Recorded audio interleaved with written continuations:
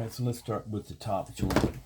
Now there's a lot of talk about keeping your your keys organized, whatnot, assembly boards, things like that. I've seen a couple of different ones.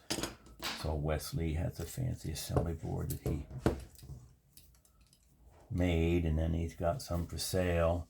You know what I do? I just stick the rod back in there. There, and that key goes with that rod.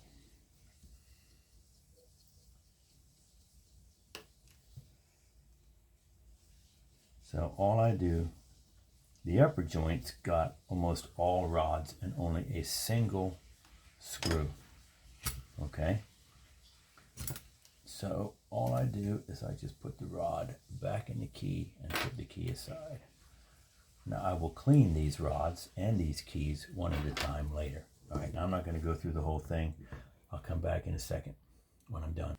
I do want to point out real quick that for the screws, I drop them here in a little dish of WD-40 that I've sprayed in there.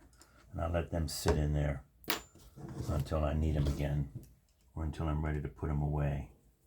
You'll see here when I'm done. So let me finish taking out these rods. I also dropped that rod in there. It's the only odd sized rod that you can't mix up. All right, I'll be back in a second.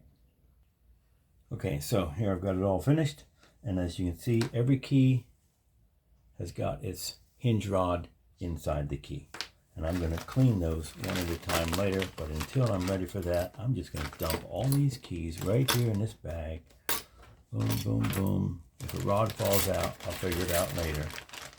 Take a tissue real quick, pull this out, wipe it down, get the stuff out of the threads. Okay, so that's all cleaned up already. And I put small stuff in a small bag. These little bags that come from musicmedic.com are a real lifesaver. So put that there. Clean that pivot screw off. Put that pivot screw in there. Close that. Put that in the bag with that. And there you go. There's my upper joint ready to go.